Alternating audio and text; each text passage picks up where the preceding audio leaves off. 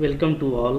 देखिए, आज के लेक्चर में हम लोग कुछ इम्पॉर्टेंट क्वेश्चन करेंगे जो एग्ज़ाम पॉइंट ऑफ व्यू से काफ़ी इम्पॉर्टेंट है, एग्ज़ाम्स में आते रहते हैं। हमको क्या करना है, बेसिस फाइंड करनी है, ठीक है।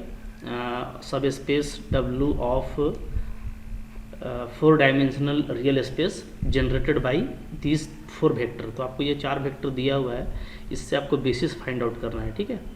और जो है फिर आपको ये, चूँकि आपका सब स्पेस का बेसिस होगा, तो इसके बाद आपको बोलता है कि आप बेसिस फाइंड कीजिएगा किसके लिए, रियल स्पेस ऑफ डायमेंशन 4 के लिए, ठीक है। तो देखिए इसका सॉल्यूशन कैसे करेंगे। सॉल्यूशन का तरीका देखिए आसान है। चारों वेक्टर को लेकर के ना आप एक मैट्रिक्स तैयार कर लीजिए, ठीक है। तो कंसिडर करते हैं, कंसिडर ए मैट्रिक्स, ठीक है, कैपिटल ए, जिसमें क्या करते हैं हम लोग रो को ले लेते हैं, ठीक है। जो वेक्टर दिया हुआ है उसको हम लोग रो वाइज ले लेते हैं, ठीक है। हुज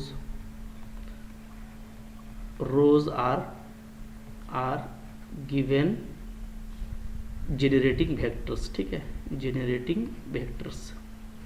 जो जेनरेटिंग वेक्टर दिए हुए हैं उसको हम लोग रो के तौर पे ले लेते हैं, ठीक है। देयरफॉर जो ए हमारा बनेगा वो क्या बनेगा, तो देखिए ए हम लोग का इस तरह से बनेगा 1 2 3 5 2 3 5 8 3 4 7 11, ठीक है। तो इसको बड़ा कर लेते हैं, तो एक और जो है हम लोग का वो है 1 1 2 3, ठीक है। देखिए ये मैट्रिक्स बन गया। इसको ना हम लोग कॉलम में भी ले सकते थे, कोई दिक्कत नहीं है, रो में भी ले सकते हैं, कॉलम में भी ले सकते हैं, ठीक है। तो हम लोगों ने रो वाइज लिया है, ठीक है। अब देखिए ये जो वेक्टर है, तो इन वेक्टर में कौन वेक्टर जो है लीनियरली इंडिपेंडेंट है, ये हमको देखना पड़ेगा। चूँकि ये जनरेटिंग वेक्टर तो है, बट ये अगर लीनियरली इंडिपेंडेंट भी हो जाए तभी क्या होगा, तभी ये आपको बेसिस में जो है अपना रोल देगा कि ये बेसिस का एलिमेंट बनेगा, ठीक है। तो लीनियरली इंडिपेंडेंट रोज को चेक करने के लिए हम इसको क्या करेंगे, रो इक्विवेलेंट फॉर्म में कन्वर्ट करेंगे, ठीक है। इसलिए कि रो इक्विवेलेंट फॉर्म में जो नॉन जीरो रोज होते हैं वो क्या होते हैं, वो लीनियरली इंडिपेंडेंट होते हैं, ठीक है। तो मैं यहाँ पे लिख देता हूँ कि क्या होता है, नॉन जीरो रोज, ठीक है, इन रो इक्विवेलेंट फॉर्म, ठीक है, REF row equivalent form of matrix, ठीक है। आर क्या होता है, आर लीनियरली इंडिपेंडेंट। ये देखिए मैंने आपको पूरा मैट्रिक्स के कंटेंट में मैंने ये पूरा पढ़ाया हुआ है कि रो इक्विवेलेंट फॉर्म क्या होता है। तो अगर आप नहीं जानते हैं तो जो मेरा मैट्रिक्स वाला प्लेलिस्ट है ना, वहाँ से जा करके आप रो इक्विवेलेंट फॉर्म समझ लीजिए, अभी भी आप समझ जाएंगे, कोई भारी नहीं है, ठीक है। तो उसमें जो नंबर ऑफ जो भी नॉन जीरो रो होगा वो क्या होगा, वो लीनियरली इंडिपेंडेंट होगा। तो जो भी नॉन जीरो रो हमको मिलेगा हम उसको उठा लेंगे। तो जनरेटिंग तो ये पहले से है, तो ये क्या हो जाएगा, बेसिस बन जाएगा, ठीक है। तो बहुत ही इजी है। तो रो इक्विवेलेंट फॉर्म में चेंज करने के लिए क्या करते हैं हम लोग, तो ऑपरेशन अप्लाई करेंगे, ठीक है। जैसे जैसे नीचे की तरफ जाएंगे, जीरो जो है फ्रॉम दिस लेफ्ट साइड, ये क्या होता जाएगा, ये आपका बढ़ेगा। रो इक्विवेलेंट फॉर्म में होता क्या है कि जैसे जैसे आप नीचे जाते हैं नंबर ऑफ जीरो बढ़ता है, ठीक है। और जो पहला जो नॉन जीरो एलिमेंट है वो 1 होता है, या कोई भी नॉन जीरो एलिमेंट होता है उस रो का, ठीक है ना। तो यहाँ पे देखिए, यहाँ पे कैसे करेंगे, जैसे फर्स्ट रो तो हमारा ठीक है, तो हम यहाँ पे ऑपरेशन लगाएंगे, अप्लाई कर रहे हैं क्या, R2 is replace by R2 minus 2R1, ताकि ये जीरो हो जाए, ठीक है। इसी तरीके से R3 is replace by R3 minus 3R1, ठीक है, ताकि मेरा ये जीरो हो जाए। और फिर R4 is replace by R4 minus R1। तो टारगेट आपको पता है कि ये जो 1 है, यहाँ से हम लोग कॉर्नर से शुरू करते हैं, इसके नीचे सारा हम लोग जीरो करने का कोशिश करेंगे, ठीक है। उसके बाद जो है हम लोग फिर क्या करेंगे, सेकंड कॉलम को टारगेट करेंगे, फिर थर्ड कॉलम को टारगेट करेंगे, और नीचे जो जीरो का क्वांटिटी है वो बढ़ाते चले जाएंगे, ताकि हमको जो है REF फॉर्म मिल जाए, ठीक है। तो बोलिए देयरफॉर क्या आ जाएगा, the given matrix is equivalent to, क्या आ जाएगा, देखिए तो यहाँ पे आ जाएगा, ऊपर वाला तो हम लोगों का फर्स्ट रो तो सेम टू सेम है, सेकेंड रो में अप्लाई कीजिए, क्या आ जाएगा, देखिए 0 -1 -1 -2, ठीक है। थर्ड रो में अप्लाई करेंगे तो 0 2 -2 -2 एंड -4 आएगा, ठीक है। और फिर हम लोग इसमें अप्लाई करेंगे लास्ट वाले में, तो क्या आ जाएगा 0 -1 -1 -2, ठीक है। तो देखिए कितना अच्छा मैट्रिक्स आ गया है। अब यहाँ पे हमको दिख रहा है कि ये R2 और R4 बिल्कुल एक जैसा है, ठीक है। तो हम लोग फिर एक यहाँ पे अप्लाई कर देते हैं कि R4 को हटा लेते हैं, जस्ट क्या करके R4 -R2, ठीक है। और R3 को भी हटाएंगे हम लोग, क्योंकि अब मेरा टारगेट क्या है, अब मेरा टारगेट है ये सबको 0 करना, ठीक है ना। तो क्या हो जाएगा, तो ये हो जाएगा मेरा R3, ठीक है। तो ऊपर से लेके आएंगे तो +2 R2 करेंगे तो हमारा काम हो जाएगा, ठीक है ना। अच्छा, माइनस करना पड़ेगा क्योंकि सेम साइन में है ना, तो यहाँ पे माइनस कर देंगे, ठीक है। चलिए, तो इसके बाद ये जो मैट्रिक्स है ये आपका क्या आ जाएगा, ये आपका देखिए इस तरह का आ जाएगा। पहला वाला तो हमारा सेम रहेगा 1 2 3 5, ठीक है। फिर दूसरा वाला आपका आ जाएगा 0 -1 -1 -2, ठीक है। ये आपका आ जाएगा 0 0 0 0, then it is also 0 0 0 and 0, ठीक है। तो देखिए कितना बढ़िया मैट्रिक्स तैयार हुआ है। ये आपका तैयार हो गया REF, रो इक्विवेलेंट फॉर्म, ठीक है। क्योंकि हम लोग क्या देख रहे हैं कि इसमें जो नॉन जीरो एलिमेंट है, ठीक है, फर्स्ट जो नॉन जीरो एलिमेंट है आपका, ये देखिए इसमें 1 है, उसके नीचे जो है सारा 0 है, ठीक है। फिर आप इस सेकेंड रो में आ जाएंगे तो यहाँ पे फर्स्ट नॉन जीरो एलिमेंट ये है, उसके नीचे सारा 0 है, ठीक है। अब बाकी तो 0 ही 0 है। तो हम लोग ये देख रहे हैं कि जो अब हमको जो रोज़ मिल रहे हैं ना, वो डेफिनेटली क्या है, लीनियरली इंडिपेंडेंट है, क्योंकि ये रो इक्विवेलेंट फॉर्म में आ गया है। रो इक्विवेलेंट फॉर्म में देखिएगा, जब भी नॉन जीरो एलिमेंट है तो आपको डायगोनली मिलेगा, ठीक है। और उसके ऊपर का तो कन्फर्म नहीं है, लेकिन नीचे का सारा एलिमेंट क्या होगा, आपका 0 होगा, तो वो रो इक्विवेलेंट फॉर्म होगा, ठीक है।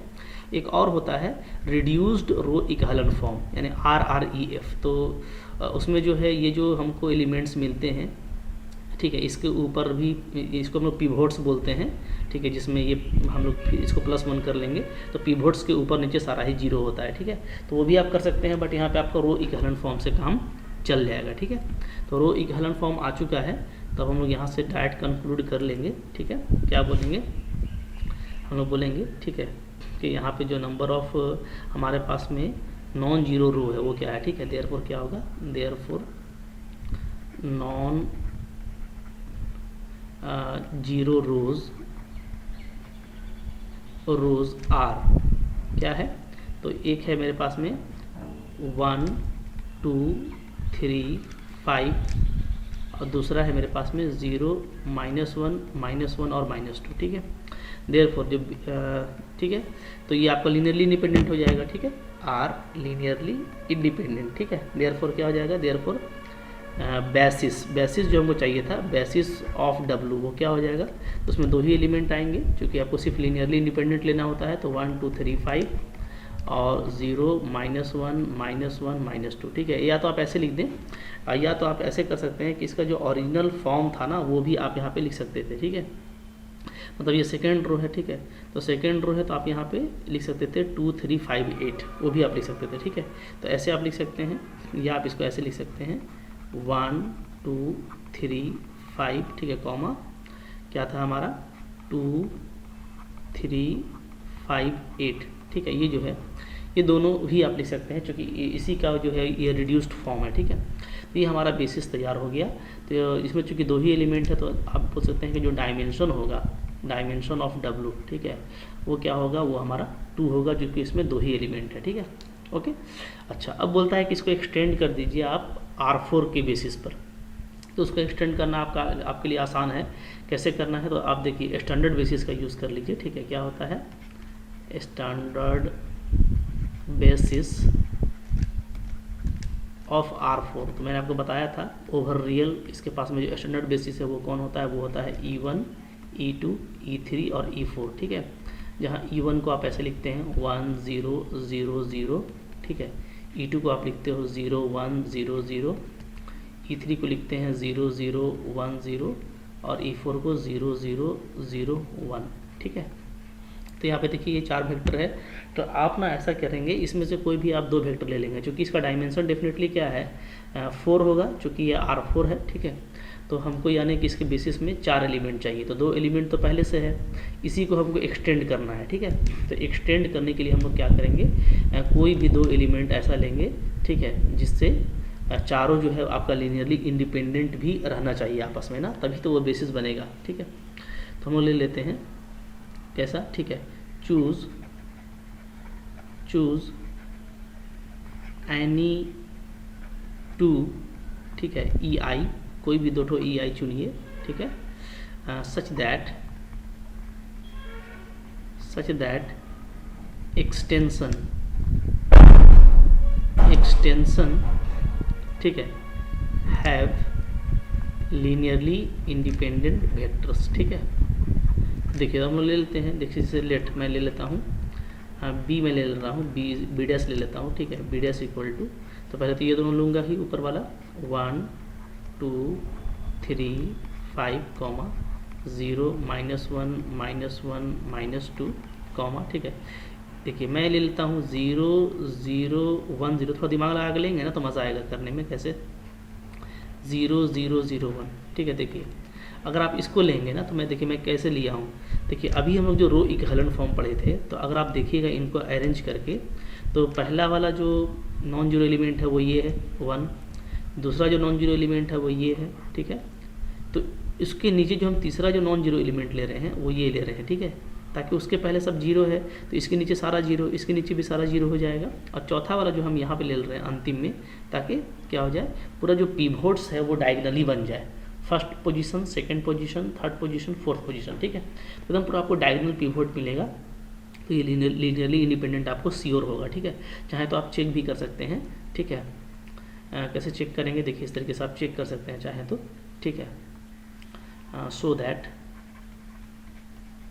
देखिए आप जब चेक करेंगे तो ऐसे चेक करेंगे, ठीक है, a into 1 2 3 5 plus b into 0 -1 -2 plus c into 0 0 1 0 plus d into 0 0 0 1 equal to 0। इसको आप 0 लेंगे तो आप देख लीजिए यहाँ से ABCD का मान क्या आता है, तो इम्प्लाइज ये आपका आ जाएगा, ठीक है। पहला तो A ही आएगा, तो सबसे पहले A आएगा, ठीक है, फिर आपका 2A - B आएगा, फिर आपका 3A - B प्लस C आएगा, और लास्टली आपका 5A - 2B और प्लस D आएगा, यही आएगा आपका, ठीक है। इधर 0 है का मतलब क्या है कि सारे ही एलिमेंट्स आपके 0 हैं, ठीक है, क्योंकि ये 0 वेक्टर होता है हम लोग का। अब देखिए यहाँ से आप जो है इक्वेट करेंगे तो आपको A 0 मिल जाएगा, ठीक है। फिर दूसरा वाला आप लेंगे तो A चूँकि 0 है तो आपको B भी 0 मिल जाएगा, फिर आप इसको उठाएंगे तो A भी 0 आ गया है तो आपको C भी 0 मिल जाएगा, यहाँ भी A भी 0 0 है तो आपको D, तो सारा ही आपको 0 मिल जा रहा है। इसका मतलब क्या है, इसका मतलब है कि जो वेक्टर्स हैं, वेक्टर्स, ठीक है, इन B डैश वो क्या है, वो आपका लीनियरली इंडिपेंडेंट है, ठीक है। दिस इम्प्लाइज क्या हो जाएगा, B डैश इज, ये आपका क्या हो जाएगा, बेसिस हो जाएगा, बेसिस ऑफ R4, ठीक है। चूँकि इसका डायमेंशन 4 था तो यही आपका बेसिस हो गया इसका 4 एलिमेंट का। देखिए कितना सिंपल है इस तरह का काम करना, ठीक है। तो जब भी इस तरह का क्वेश्चन आए तो आप बिल्कुल आसानी से बिंदास तरीके से बना पाएंगे, ठीक है, आपको कोई प्रॉब्लम नहीं होगी, ठीक है। चलिए आइए फिर अब इसके बाद एक और क्वेश्चन हम लोग देखते हैं, ठीक है। चलिए देखिए दूसरा क्वेश्चन ये है, एक अच्छा और इम्पॉर्टेंट क्वेश्चन है अगेन हमारे लिए। क्या है कि हमको 2 सब स्पेस दे रखा है, क्या W1 और W2, ठीक है। सब स्पेस है R4 का, जनरेट हो रहा है ये 3 वेक्टर से जनरेट हो रहा है W1 और इस 3 से जनरेट हो रहा है W2। तो बोलता है दोनों के लिए आप बेसिस और डायमेंशन बताइए और फिर इंटरसेक्शन कभी बताइए, ठीक है। तो जैसे हम लोगों ने अभी बनाया था वैसे ही बनाएंगे हम लोग। कंसिडर कर लेते हैं पहले W1 के लिए, ठीक है। Consider a matrix capital A, ठीक है, इज इक्वल टू, जैसे पहले किया था हम लोगों ने 1 2 2 -2, जो भी वेक्टर दिया हुआ है उसको हम लोग रो वाइज जो है पुट कर लेते हैं, 2 3 2 -3 एंड 1 3 4 -3, ठीक है। अब इसको हम लोग क्या करेंगे, रो इक्विवेलेंट फॉर्म में कन्वर्ट करेंगे। तो देखिए कैसे करेंगे, आप वीडियो को पॉज करके खुद से ट्राई कीजिए, ठीक है। फर्स्ट रो को छोड़ दीजिए, सेकेंड रो में क्या चेंज करना पड़ेगा, ठीक है, बताइए। तो हम लोग R2 को रिप्लेस करेंगे R2 माइनस 2R1 करके, ठीक है। तो हमारा काम हो जाएगा, ठीक है। 0 -1 -2 और क्या आ जाएगा, 1 आ जाएगा, ठीक है। फिर हम लोग क्या करेंगे, R3 को रिप्लेस करेंगे सिंपली R3 माइनस R1, तो हम लोगों को थर्ड वाला इस तरीके से मिलेगा, ठीक है। 0 1 2 एंड -1, ठीक है, यही मिलता है। चलिए, तो अब देखिए ये हम लोगों का आ गया है ना। तो अब थोड़ा सा देखें ना, थोड़ा सा हम लोग देखेंगे तो ये है कि ये दोनों भी बिल्कुल सेम है मेरा, थोड़ा सा बस माइनस का फ़र्क है। तो हम लोग एक और ऑपरेशन यहाँ पे कर लेते हैं।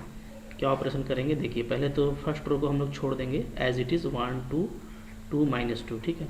सेकेंड वाले को भी छोड़ दीजिए 0 -1 -2 1। थर्ड वाले को ये करेंगे कि R3 में हम लोग ऐड कर देंगे क्या, सिंपली R2 को। तो क्या हो जाएगा, ये 0 एंड इट इज़ आल्सो 0, ठीक है। तो अब आप देखिएगा कि यहाँ पे जो पिवोट वाला पोजीशन है वो इस तरह का मिल रहा है मेरे को, ये मिलता है, फिर ये मिलता है, ठीक है। उसके नीचे सारा 0 है। तो ये आपका क्या है, ये आपका है रो इक्विवेलेंट फॉर्म, ठीक है। तो रो इक्विवेलेंट फॉर्म है, तो हम लोग क्या लिखेंगे, it is REF form of matrix A, ठीक है। देयरफॉर नंबर ऑफ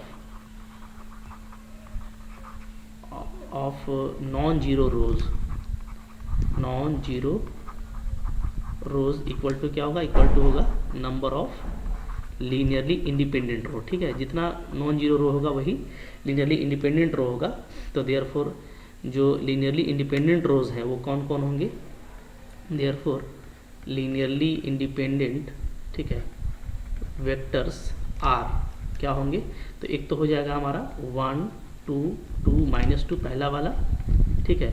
और दूसरा हो जाएगा हमारा 0 -1 -2 और 1 ये वाला, ठीक है। तो यही जो है मेरा क्या होगा, बेसिस होगा, ठीक है।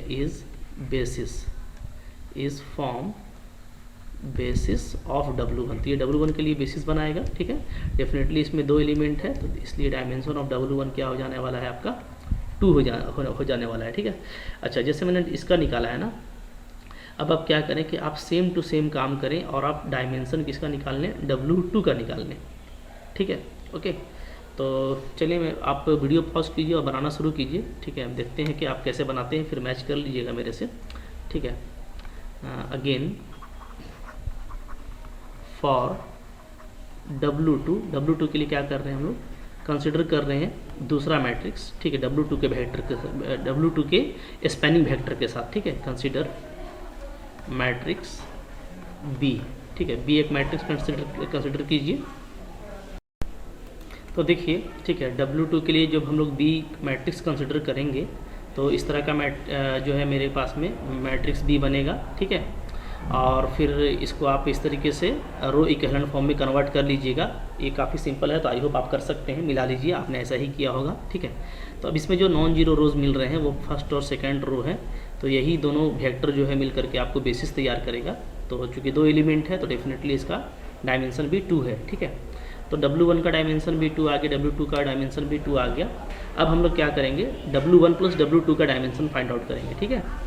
तो नेक्स्ट क्या करेंगे, फाइंड क्या, dimension of W1 plus W2। तो देखिए W1 प्लस W2 कैसा सब स्पेस होगा, तो डेफिनेटली ये जनरेट होगा किससे, W1 से एंड W2 से, ठीक है। तो हम लोग यहाँ पे ये बात लिख सकता हूँ मैं, we know that W1 plus W2 is the space generated by vectors of W1 and W2, ठीक है। W1 और W2 दोनों में जो वेक्टर हैं, दोनों को जब हम लोग मिला देंगे तो उन्हीं दोनों से ये जो है तैयार होगा, ठीक है। तो अब जो हम लेंगे मैट्रिक्स, वो क्या लेंगे, वो W1 और W2 को मिला के लेंगे, ठीक है। तो कंसिडर कीजिए क्या, एक मैट्रिक्स कंसिडर कीजिए, ठीक है, C, ठीक है, हैविंग रोज, ठीक है, as vectors of W1 and W2, ठीक है। तो डेफिनेटली ये क्या होगा, ये लीनियरली इंडिपेंडेंट वेक्टर होगा जो हम लोगों ने फाइंड आउट किया था दोनों के लिए। तो दोनों में जो दोनों को जो जनरेट कर रहा था लीनियरली इंडिपेंडेंट वेक्टर, ठीक है, उन दोनों को मिला करके हम लोग, तो टोटल हमारे पास में 4 हो जाएंगे। तो 4 लीनियरली इंडिपेंडेंट वेक्टर लेंगे हम लोग, ठीक है, और उसको C बनाएंगे, तो उससे हमको फिर W1 + W2 का डायमेंशन जो है वो मिल जाएगा, ठीक है। ओके, तो आइए इसको करते हैं, ठीक है। मेरे से पहले आप करने का कोशिश कीजिए, ठीक है। तो देखिए, ठीक है, C में जो मैट्रिक्स तैयार हम लोग करेंगे तो इस तरीके से तैयार होगा। फर्स्ट 2 रो हम लोगों ने W1 का जो बेसिस था वहाँ से ले लिया है, ठीक है, और जो लास्ट वाले 2 रो हैं तो ये हम लोगों ने लिया है बेसिस ऑफ W2 से, ठीक है। ओके, तो टोटल 4 रो हो गए। अब इसको हमको कन्वर्ट करना है रो इक्विवेलेंट फॉर्म में, तो इस तरह का आप ऑपरेशन लगाएंगे, काफ़ी सिंपल है, ठीक है। तो आपको फर्स्ट फेज़ में ये ऐसा मिल जाएगा, फिर आप फर्दर ऑपरेशन करेंगे, ठीक है, तो आपको ये ऐसा मिल जाएगा। तो ये जो 0 रो है ये थर्ड में आ गया है। तो इसको देखिए, इसको करना भी आसान है। जैसे आप ऑपरेशन करेंगे तो आप ये देखिएगा कि हमको जैसे पिवोट्स चाहिए होता है, यानी नॉन जीरो एलिमेंट के नीचे सारा जीरो। तो ये तो 0 है, तो हमको इसलिए R2 पर कुछ करने की ज़रूरत नहीं है, तो हम लोग सिर्फ R3 का ऑपरेशन करेंगे यहाँ पे। और R4 में देखिए ये तो 0 है ऑलरेडी, तो हमको इसको 0 करना है, तो हम डायरेक्टली क्या करेंगे, R2 के साथ में इसको ऑपरेट कर देंगे, ठीक है। तो हमको इस तरह का मिल जाएगा। तो जब भी आपको ये मिल जाएगा तो आपका देखिए ये आ गया डिज़ाइन, ये डिज़ाइन आ गया, तब हमको ये 0 करना है। तो ये 0 करने के लिए फिर सिंपली R3 - R2 करेंगे, तो देखिए ये भी 0 हो गया। तो अब हमारा जो डिज़ाइन वो बिल्कुल सटीक आ गया है, ठीक है। इसको हम बस ऊपर करेंगे, तो हम R4 और R3 को एक्सचेंज कर देंगे, तो अब देखिए बिल्कुल आपका सटीक डिज़ाइन बन गया है, ठीक है। उसके नीचे सारा 0 है, ठीक है, यानी डायगनली आपको नॉन जीरो एलिमेंट मिलेगा, उसके ऊपर और उसके नीचे आपको 0 मिलता है, ठीक है। तो ये है REF यानी रो इक्विवेलेंट फॉर्म। तो रो इक्विवेलेंट फॉर्म आपको आ गया, ठीक है। बिल्कुल, अब जो है कोई भी नॉन जीरो एलिमेंट नीचे नहीं है, पिवोट्स के नीचे कोई भी नॉन जीरो एलिमेंट नहीं है। तो अब आप सिंपली क्या करेंगे, यहाँ पे देख लेंगे कि कौन सा नॉन जीरो रो है। तो ये और ये तीनों में भी बहुत सारे एलिमेंट नॉन जीरो हैं, तो हम लोग क्या बोलेंगे, देयरफॉर, ठीक है, नॉन जीरो रोज, ये जो होगा इन REF फॉर्म, रो इक्विवेलेंट फॉर्म में जो नॉन जीरो रो है वो क्या है, वो आपका लीनियरली इंडिपेंडेंट रोज होते हैं, ठीक है, इक्वल टू लीनियरली इंडिपेंडेंट रोज, ठीक है। तो ये जो सेट बन रहा है ये बनेगा आपका 1 2 2 -2, ठीक है। दूसरा रो 0 -1 -2 1, और तीसरा है 0 0 1 और 2 का। इस तरीके से इसमें 3 वेक्टर मिल रहा है, ठीक है, जो कि लीनियरली इंडिपेंडेंट है। तो यही क्या फॉर्म करेगा, फॉर्म करेगा बेसिस फॉर किसके लिए, W1, ठीक है, प्लस W2। तो W1 प्लस W2 के लिए बेसिस बन गया, ठीक है। तो अब यहाँ से आप इसका डायमेंशन आसानी से निकाल सकते हैं। Therefore dimension of W1 plus W2 equal to क्या हो जाएगा, तो इसमें देखिए इसमें 3 वेक्टर है, तो इसका डायमेंशन 3 हो जाएगा, ठीक है। अब हमको जो टारगेट था वो हम लोग करेंगे, तो हम लोग इसके लिए एक फॉर्मूला अप्लाई करेंगे। क्या हम लोग जानते हैं कि W1 प्लस W2, ये जो इस तरह का जो डायमेंशन होता है, सम ऑफ सब स्पेसिस का डायमेंशन, ये इक्वल होता है dimension of W1 plus dimension of W2 minus dimension of W1 intersection W2, ठीक है। ये हम लोग जानते हैं सम ऑफ सब स्पेसिस का, ये बहुत ही इंपॉर्टेंट थ्योरम है। तो हम लोग बस इसमें एंट्री पुटअप कर देंगे। तो पुटअप कर दीजिए, ये जैसे 3 आ गया आपको, ये 2 था, ये भी 2 था, ये मेरे को रिक्वायर्ड है dimension of W1 intersection W2। तो अब आपका यहाँ से बहुत आसानी से निकल जाएगा dimension of W1 intersection W2 is equal to what, 4 - 3 is equal to 1, ठीक है। देखिए कितना ईजिली इस तरह का क्वेश्चन बनता है, और वेरी इंपॉर्टेंट क्वेश्चन था। आई होप आपको ये समझ में आ गया। तो कुछ क्वेश्चंस आप बुक से ही बना सकते हैं, अदरवाइज़ मैं कंटिन्यू लेक्चर आपको दे रहा हूँ, तो मेरे लेक्चर्स को भी आप देखते जाइए, ठीक है। आई होप आपको ये अच्छा लगा तो लाइक ज़रूर कीजिएगा, ठीक है। If you are newer in my channel then please subscribe and share with your friends, okay. Thank you very much.